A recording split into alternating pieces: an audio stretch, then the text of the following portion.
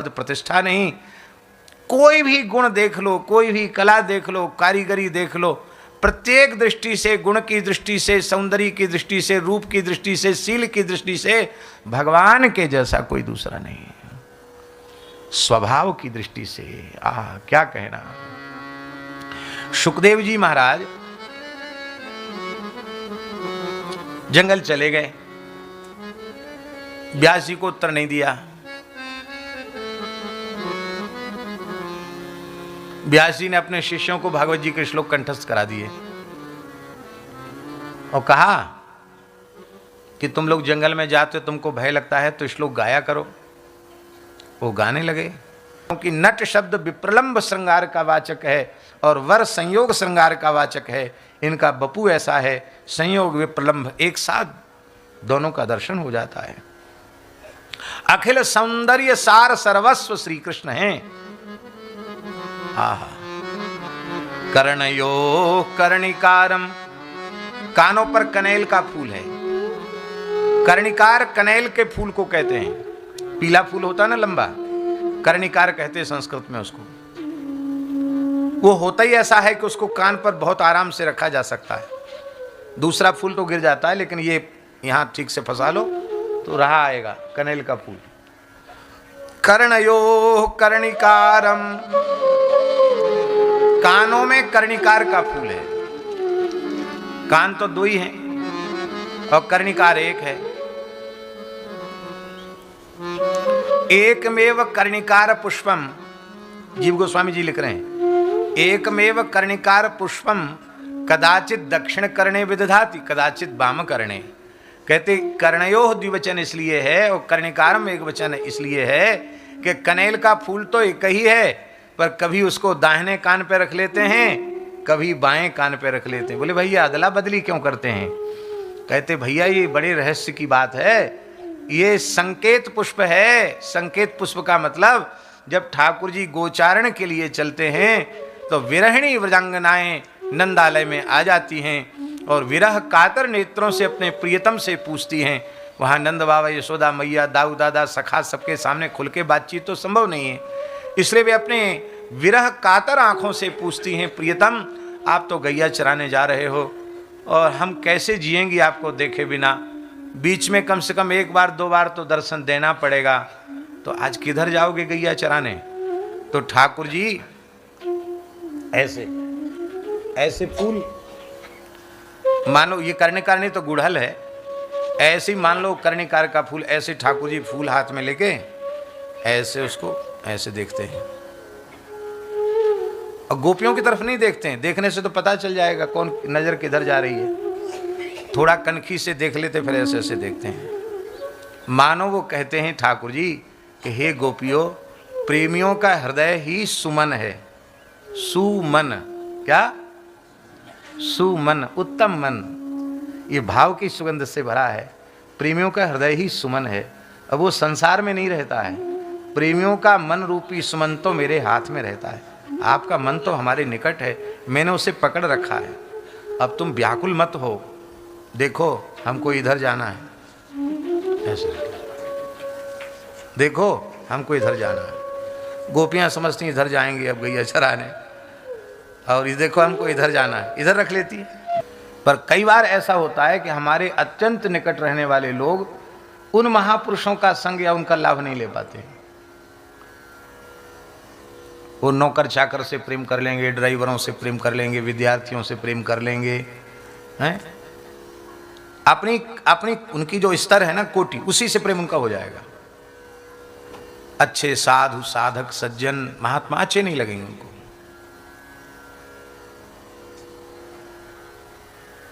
क्योंकि उनका वर्ग ही नहीं है, वो स्वर्ग परमा प्रीति। भगवान ने कहा अच्छा ये बात है, स्वर्ग हम इन्हीं के वर्ग के होके आ जाते हैं। कोई शिकायत नहीं करेगा कि भगवान हमारी नहीं है। भगवान देवता बन के आ गया। देवता किसकी संतान है? कश्यप जी की है कि नहीं? अदिति की संतान है। अदिति के सबसे छोटे बेटा बन के आ गए भगवान, वामन आदित्य हैं, सबसे छोटे वामन भगवान बन के आ गए, उपेंद्र। भगवान बोले भैया तुम देवताओं बड़े ठसक में हो कि हम बड़े हैं, पूज्य हैं, बड़े तुम ही बने रहो। हम तुम्हारे छोटे भाई बन के आ जाते, हमको अपना मानो तो सही। भगवान देवताओं के बन गए। मनुष्य कहते थे भैया भगवान तो देवताओं के हमारे कहाँ हैं, भगवान मानवाकार में आ गए, श्री राम जी के रूप में आ गए, श्री कृष्ण के रूप में आ गए, द्विभुज भगवान बन के आ गए। किसी के बेटा बन गए, किसी के पोता बन गए, किसी के भतीजे बन गए, किसी के भाई बन गए, किसी के पति बन गए, किसी के जीजा बन गए, वो किसी के साले बन गए, श्रृंगी ऋषि जी के साले बन गए। भगवान बन गए कि नहीं? जैसे लोक में लोगों की रिश्तेदारी होती है, ऐसे भगवान की हो गई। अब तो लोग हमसे प्रेम करें। पशु कहते थे भगवान हमारे कहाँ है, भगवान हयग्रीव बन गए। हयग्रीव तो पशु का आकार है कि नहीं, घोड़े का, हयग्रीव बन गए। अब तो हमसे प्रेम करो। पक्षी कहते थे भगवान हमारे कहाँ हो सकते, वो तो देवताओं के हैं, मनुष्यों के। भगवान हंस बन गए, पक्षी बन के आ गए। हिंसक जीव रो रहे थे कि हम तो पाप कर्म फल भोगने के लिए हिंसक जीव बने हैं, हमारे भगवान नरसिंह बन गए। जलचर प्राणी थे, कहते थे भगवान हमारे कहाँ हैं, भगवान मत्स्य भगवान बन गए, कच्छप भगवान बन गए, वाराह बन गए। ना तो कोई वर्ण छोड़ा, ना कोई आश्रम छोड़ा और ना कोई शरीर छोड़ा, सब में भगवान है। देवताओं में भी भगवान। महाराज प्रहलादस चास्मि दैत्यानाम, दैत्यों में भगवान कहते मैं प्रहलाद हूं। लो साहब, दैत्यों में भी भगवान आ गया, सब जगह भगवान आ गया। इसलिए भगवान ने अनेक रूपों में अवतार इसलिए लिया कि तुम चिंता मत करो, जिस शरीर में हो, जिस देह में हो, हम भी उसी देह में उसी स्वरूप में हैं, हम तुम्हारे वर्ग के बन के आ गए, अब तो प्रेम करो।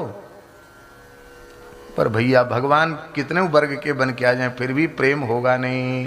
प्रेम कैसे होगा? प्रेम हो जाए इसीलिए तो गंगा जी के तट पर बैठकर कथा सुन रहे हो। प्रेम जब भी होगा कथा सुनकर ही होगा, बिना कथा सुने प्रेम होने वाला नहीं है। भगवान व्यास अपने कृतित्व से संतुष्ट नहीं थे। ब्रह्मा जी की प्रेरणा से देवर्षि नारद जी पधारे और उन्होंने अपने चरित्र के माध्यम से भागवत धर्म की महिमा का गायन किया। देखो व्यास जी, मैं पहले उपवरहण नाम का गंधर्व था। मेरी रूप संपत्ति, स्वर संपत्ति बड़ी अद्भुत थी। मेरे गायन की और मेरे वादन की, मेरे अभिनय की प्रशंसा ब्रह्मलोक तक थी। जैसे लोग जाते हैं ना, बड़े बड़े देश विदेश जाते हैं कलाकार अपनी कला प्रस्तुत करने के लिए। नारद जी कहते हम इतने बड़े गुणी थे कि ब्रह्मलोक तक हमको बुलाया जाता था कि यहाँ भी कुछ गाओ बजाओ। तो ब्रह्मा जी के दरबार में हमको कभी शिवलोक कभी ब्रह्मलोक हम जाते थे अपनी मंडली के साथ। वीणा मुरज मृदंग आदि वाद्य लेकर के हम वहाँ पहुँचे भगवान की लीला गायन के लिए।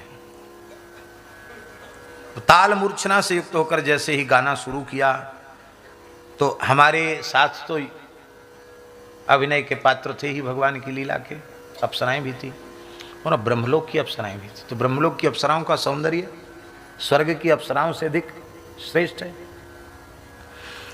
तो उनको देखकर हमारा मन आकृष्ट हो गया और मैं गायन के बीच में गा तो रहा था भगवान की लीलाओं को, पर गायन करते करते अपने हाव भाव कटाक्ष से ब्रह्मलोक की अप्सराओं को अपनी ओर आकृष्ट करने लग गया, इशारा करने लग गया, जैसे विषयी पुरुष इशारे करते हैं।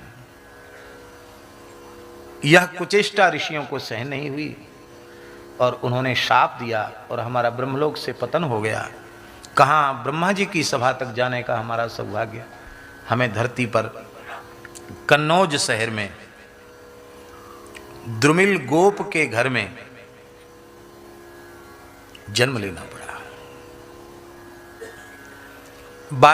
बाल्यकाल में ही मेरे पिता चले गए, दिवंगत हो गए या घर छोड़ के चले गए, जो भी हो, पिता का अभाव हो गया और बहुत गरीबी थी। मेरी माता ने अपने भरण पोषण की दृष्टि से एक ब्राह्मण के घर में दासी का कार्य कर लिया। गौ माता की सेवा करना, घर में चौका बर्तन कर देना और उसी से हमको, हमारी माता को कुछ मिल जाता था, उसी से हमारी और हमारी माता की वृत्ति चलती थी। यहाँ इस चरित्र में एक बात हम सबको सीखने जैसी है, वो ये है कि भगवान की लीला कथा जो है वो इतनी पवित्र चर्चा है।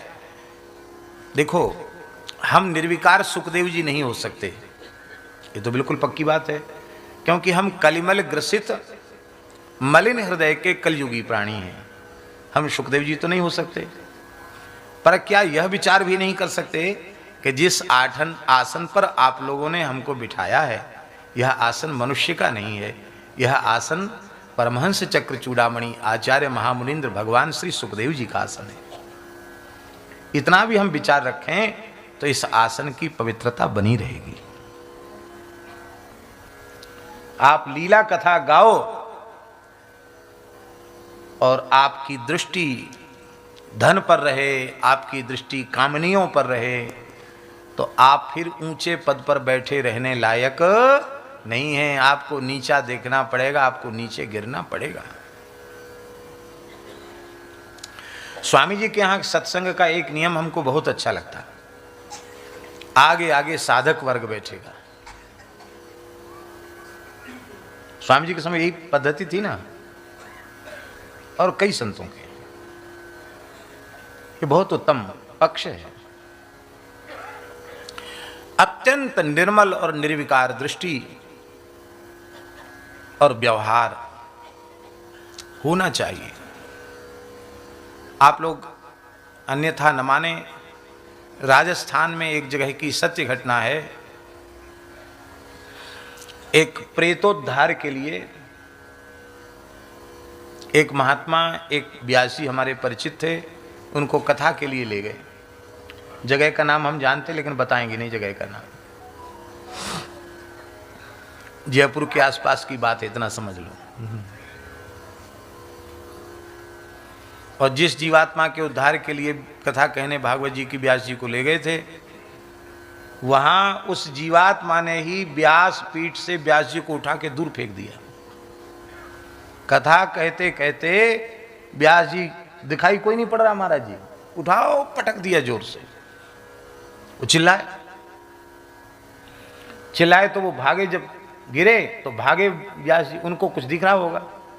वो भागे तो रेतीला इलाका, मेड़ मेड़ खेत की भागे, और जो संत जी उनको ले गए थे वो पीछे पीछे, अरे व्यास जी कथा कहो, कहाँ जा रहे, कहाँ जा रहे? बोले नहीं नहीं, मरना, हम लड़के बच्चे वाले हैं, हम गृहस्थी आदमी हैं, मरने थोड़ी आए हैं। फिर उन्होंने उस देवता को मनाया, महाराज तुम्हारे लिए कथा हो रही, कथा हो जान दो, संकल्प हो गया। तो किसी के सिर पे चढ़ के आते हैं ना, तो सिर पे चढ़ के उस देवता ने कहा, भागवत से उद्धार होता है,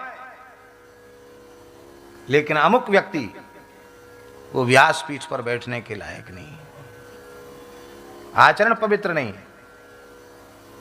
मैं सहन नहीं करता। महाराज ये हो जान दो, हमारा सब कार्यक्रम फेल हो जाएगा। बोले तो उसको कहो कथा कहे, स्त्रियों की तरफ नहीं देखे। उस आवेश उस जीवात्मा ने कहा, उसको कहो कथा कहे, स्त्रियों की तरफ नहीं देखे। आपकी बात मार डालूंगा ज्यादा करेगा तो। उब्या महात्मा पकड़ के लाए, उनको बोले अब कुछ नहीं बिगड़े, अब कथा कहो, बस उधर मत देखना। अरे बोले महाराज हम तो पोथी की तरफ ही देखेंगे, किसी की तरफ नहीं देखेंगे, रोग आके 7 दिन पूरे कर देंगे।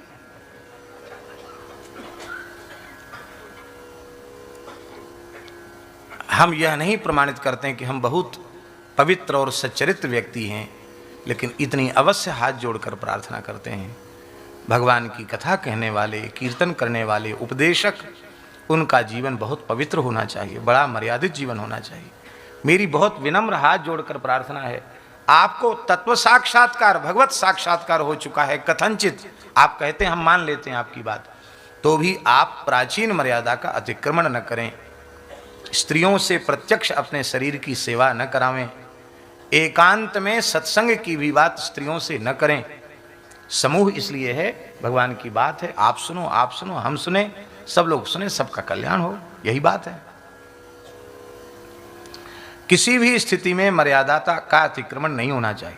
माताओं से भी हमारी प्रार्थना है, भगवान को प्रणाम करो, संतों को भी प्रणाम करो, पर एक भाव मन में रखो, मेरे तो गिरधर गोपाल दूसरो न कोई, जाके श्री मोर मुकुट मेरो पति सोई। महात्माओं को प्रणाम करो, मना नहीं करते हैं, पर बहुत अच्छा है, आपकी मर्यादा और संतों के वेश की भी मर्यादा है, उस दृष्टि से आप उनका स्पर्श न करें तो ज्यादा अच्छा है। पूज्य सेठ जी, भाई जी, वो सब यही बात तो बताते थे, लेकिन हम तो इतने ऊंचे महात्मा बन गए कि हमारी स्त्रियां सेवा करें तो ही हम सिद्ध महात्मा माने जाएंगे। नहीं नहीं, सिद्ध होते हुए भी अंतिम श्वास तक साधक की रहनी से रहना चाहिए। हमारा जीवन ऐसा होना चाहिए जो मिसाल बन सके, उससे अपना भी कल्याण होगा, हमारे निकट रहने वालों का भी कल्याण होगा। ये सच्चरित्रता की शिक्षा। नारद जी कहते देख लो, वहां तक कथा कहने पहुंच गया, ब्रह्मलोक तक नीचे गिरना पड़ा, दासी पुत्र बनना पड़ा। फिर कथा कीर्तन का सहारा लिया। वे ब्राह्मण देवता, उनके घर में संत महात्मा आते थे, संतों की जमात आई, उन्होंने चातुर्मास्य किया और 4 महीने तक हमको सत्संग मिला और उन्होंने कृपा करके हमें मंत्र दे दिया।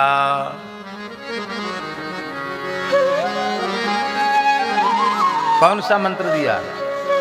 मंत्र भी लिखा है, नमस्ते वासुदेवाय।